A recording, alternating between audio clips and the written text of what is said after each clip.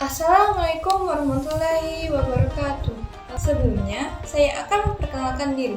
Saya Ranaya Amalia Wanda dengan NIM 2120202092 selaku pemateri pertama kelompok kami yang pada diskusi ini akan membahas topik model-model etika profesi pendidikan dengan 3 subbab materi. Yang pertama, pengertian etika profesi pendidikan. Yang kedua, tujuan kode etik guru di Indonesia. Yang ketiga, model-model etika guru profesional. Mari teman-teman simak penjelasan saya. Di sini saya akan membahas tentang pengertian etika profesi pendidikan. Apa sih etika profesi pendidikan itu? Jadi, etika berasal dari kata ethos dalam bahasa Yunani yang berarti karakter, watak, kesusilaan, atau adat.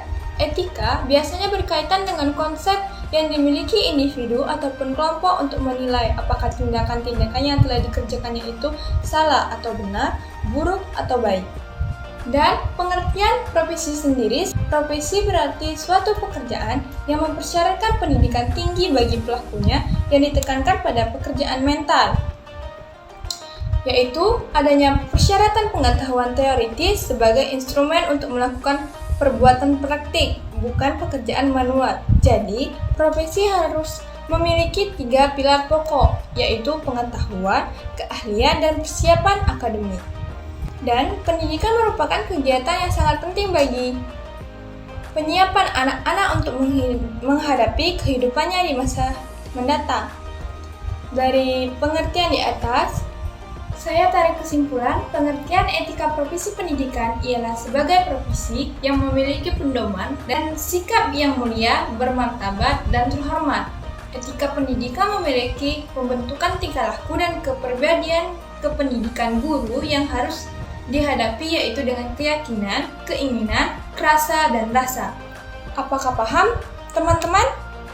Sekian penjelasan dari saya. Selanjutnya akan dijelaskan oleh rekan saya, yaitu Saudara Rapindo Sukma. Kepada Saudara Rapindo, saya persilakan. Terima kasih kepada rekan saya Ranaya Amalia Wanda yang telah menjelaskan apa itu pengertian dari model etika profesi pendidikan. Perkenalkan, saya Rapindo Sukma dengan NIM 2120202070.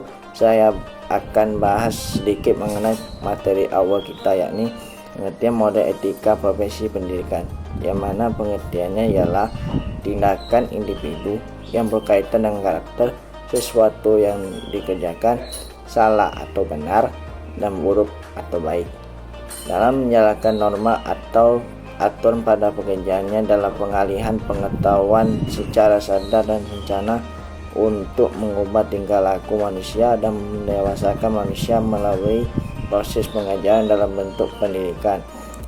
Saya rasa teman-teman sudah jelas dengan materi pertama ya. Kita akan bahas materi selanjutnya yang tentang tujuan kode etika guru di Indonesia. Secara umum, tujuan mengadakan kode etik adalah sebagai berikut. Yang pertama, untuk menjunjung tinggi martabat profesi. Dalam hal ini, kode etik dapat menjaga pandangan dan kesan dari pihak luar atau masyarakat agar mereka jangan sampai memandang rendah atau remeh terhadap profesi akan melarang. Oleh karenanya, setiap kode etik suatu profesi akan melarang berbagai bentuk tindak tanduk atau kelakuan anggota profesi yang dapat mencemarkan nama baik terhadap dunia luar. Yang kedua, untuk menjaga dan memelihara kesejahteraan para anggota. Yang dimaksud kesejahteraan di sini meliputi kesejahteraan lahir atau material maupun kesejahteraan batin atau spiritual atau mental. Yang ketiga, untuk meningkatkan pengabdian para anggota profesi. Yang terakhir, untuk meningkatkan mutu organisasi profesi.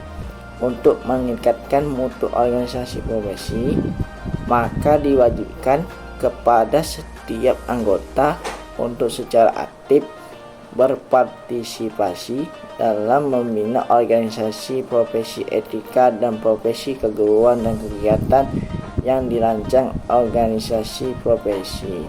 Maka dari itu saya tarik kesimpulan dari penjelasan saya tadi bahwa tujuan kode etik di Indonesia adalah untuk menjunjung tinggi martabat profesi, menjaga dan memelihara kesejahteraan para anggota, meningkatkan pengabdian anggota profesi, dan untuk organisasi profesi.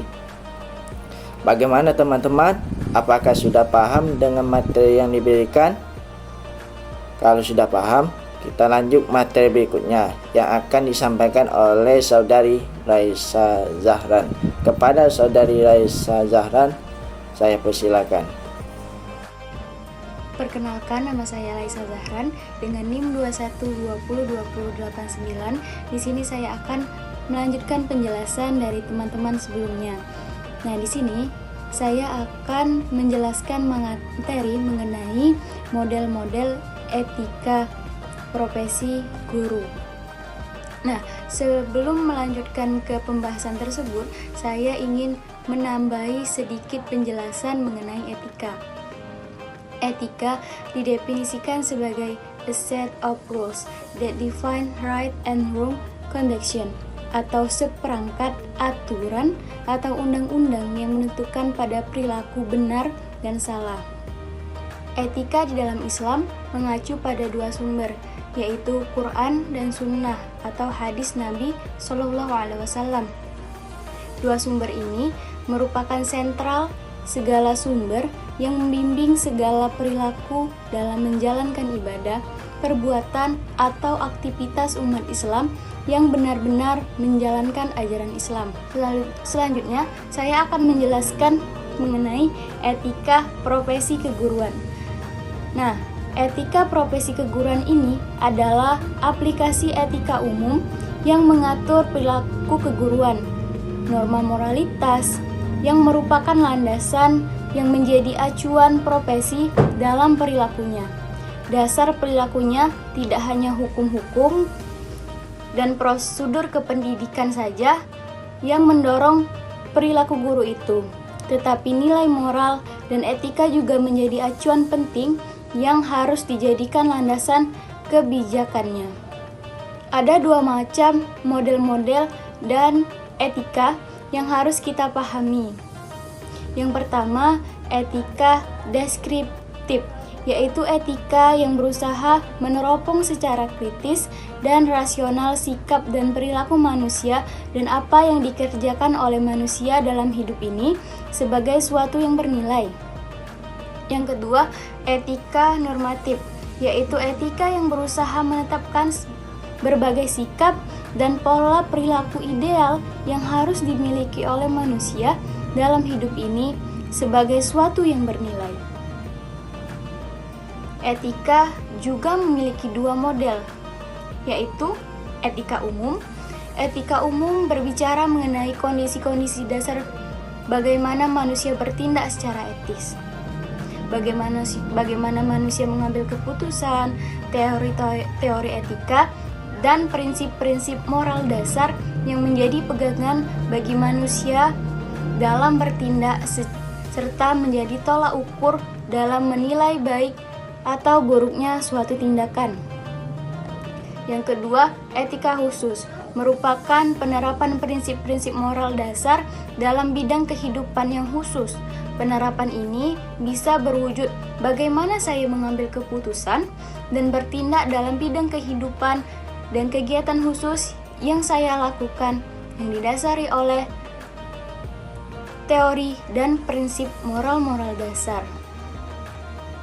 Dari uraian tersebut, berarti seorang guru dalam etika keprofesionalitasannya harus mencakup semua hal baik dari sisi undang-undang, peserta didik, pekerjaan, serta tempat kerjanya.